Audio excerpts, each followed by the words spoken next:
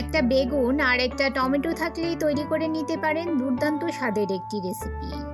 আমি আজ আপনাদের বেগুনের খুবই সহজ ও সিম্পল একটা রেসিপি শেয়ার করব। আশা করছি আজকের রেসিপি সবার ভালো লাগবে।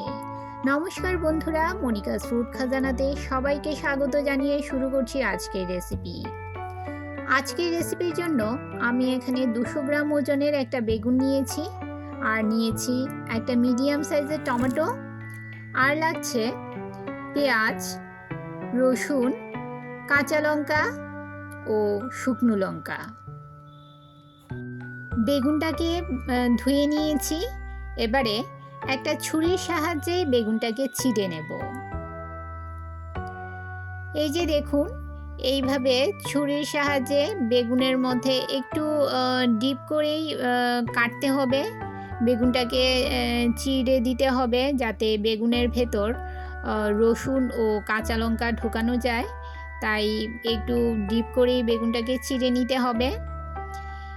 আমি বেগুনের চারদিকেই এই রকম কাট লাগিয়ে নিচ্ছি। এবারে কয়েকটা রসুনের কোয়া ও কাঁচা লঙ্কা আমি এই বেগুনের ভেতর ঢুকিয়ে দেব, যাতে বেগুনের সঙ্গে রসুন ও কাঁচা লঙ্কাগুলো একবারে সেদ্ধ হয়ে যায়। আমার চ্যানেলে নতুন বন্ধু হয়ে থাকলে চ্যানেলটি সাবস্ক্রাইব করে পাশে থাকা বেল আইকনটি প্রেস করুন আর নোটিফিকেশন অল করুন পরবর্তী ভিডিওর আপডেট পেতে। রসুন ও কাঁচা লঙ্কাগুলো বেগুনের ভেতর চারদিকে ঢুকিয়ে দিলাম। এবারে বেগুন যেভাবে কেটেছি চিড়েছি ওই একইভাবে আমি একটা টমেটো নিয়েছি। টমেটোটাকেও একটা ছুরির সাহায্যে চারদিকে এইরকম করে কাট লাগিয়ে দেব। এতে করে বেগুন আর টমেটো খুব ভালো করে সেদ্ধ হয়ে যাবে, খুব তাড়াতাড়ি সেদ্ধ হয়ে যাবে। সামান্য সরষের তেল নিয়ে বেগুন ও টমেটোর গায়ে সরষের তেল ভালো করে মাখিয়ে নিয়ে বেগুন আর টমেটোটাকে আমি পুড়ে নেব।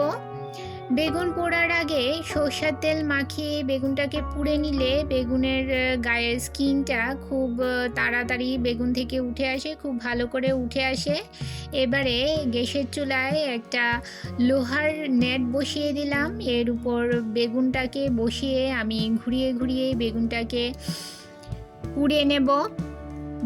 যেহেতু বেগুনটা বড় সাইজের, তাই আমি আগে বেগুনটাকে পুড়ে নেব, তারপর আমি টমেটোটাকেও পুড়ে নেব। এইভাবে ঘুরিয়ে ঘুরিয়ে বেগুনটাকে পুড়ে নিতে হবে, যাতে বেগুনটাও খুব ভালো করে সেদ্ধ হয়ে যায় আর রসুন ও কাঁচা লঙ্কাগুলোও যাতে সেদ্ধ হয়ে যায়। এভাবে আমি ঘুরিয়ে ঘুরিয়ে এই যে দেখুন বেগুনটাকে খুব ভালো করে পুড়ে নিয়েছি। এবারে টমেটোটাও পুড়ে নেব। ঘুরিয়ে ঘুরিয়ে টমেটোটা খুব ভালো করে পুড়ে নেব। এই যে দেখুন টমেটোটাও পুড়ে নিয়েছি। বেগুন আর টমেটো ভালো করে পুড়ে নিয়ে ঠান্ডা হওয়ার পর বেগুন আর টমেটোর খোসাগুলো ছাড়িয়ে নেব। আমার এই রেসিপিটি যারা এই পর্যন্ত ধৈর্য সহকারে দেখছেন অথচ একটা লাইক দিতে ভুলে গেছেন, তাদের কাছে অনুরোধ, প্লিজ একটা লাইক দিয়ে ভিডিওটি কন্টিনিউ করুন। আপনার একটা লাইক পৌঁছে দিতে পারে আমার রেসিপি আরও বহু মানুষের কাছে।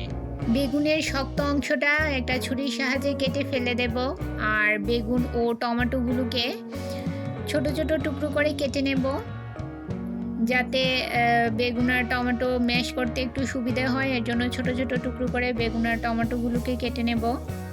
এবারে একটা ম্যাশারের সাহায্যে বেগুন, রসুন, কাঁচা লঙ্কা ও টমেটো ভালো করে ম্যাশ করে নেব। আপনারা চাইলে হাত দিয়েও এগুলো ম্যাশ করে নিতে পারেন।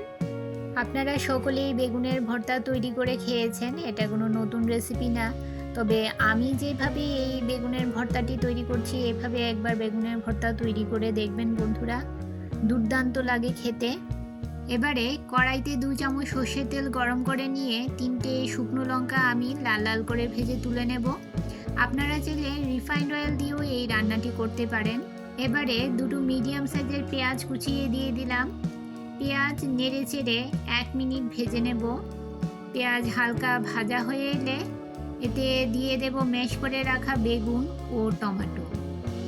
সামান্য নেড়ে নিয়ে এতে দিয়ে দেব আমি স্বাদ মতো নুন, 1 পিঞ্চ হলুদ গুঁড়ো, সামান্য লাল লঙ্কার গুঁড়ো ও 1/4 চামচ চাট মশলা।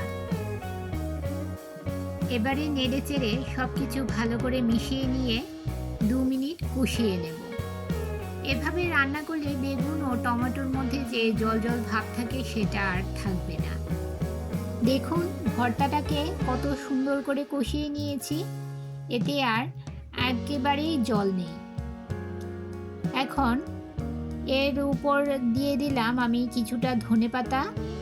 শীতের সিজনে ধনেপাতা বাজারে অ্যাভেলেবেল থাকে, ধনেপাতা দিলে এর টেস্টটা আরও বেড়ে যায়। নেড়ে চেড়ে ধনেপাতা ভর্তার সঙ্গে মিশিয়ে নেব। দুর্দান্ত লাগে খেতে বন্ধুরা, এই রকমভাবে বেগুন ভর্তা তৈরি করে দেখবেন। গরম ভাতের সঙ্গে এমন একটা রেসিপি থাকলে নিমেষেই এক থালা ভাত শেষ হয়ে যাবে। এবারে গ্যাসের ফ্লেম বন্ধ করে দেব। তৈরি হয়ে গেল আমার দুর্দান্ত স্বাদের বেগুন ভর্তার রেসিপি। শুকনো লঙ্কাগুলো আমি এভাবে সাজিয়ে দিচ্ছি, আপনারা চাইলে শুকনো লঙ্কা খাওয়ার আগে শুকনো লঙ্কা ভেঙেও এর মধ্যে মিশিয়ে খেতে পারেন। রেসিপিটি কেমন লাগলো অবশ্যই আমাকে কমেন্ট করে জানাবেন বন্ধুরা, আর ভালো লাগলে শেয়ার করবেন আপনাদের আত্মীয় ও বন্ধুদের কাছে। তাহলে বন্ধুরা আজকে এই পর্যন্তই, আবার দেখা হবে আরেকটি নতুন ভিডিওতে নতুন রেসিপি নিয়ে। সবাই ভালো থাকবেন, সুস্থ থাকবেন।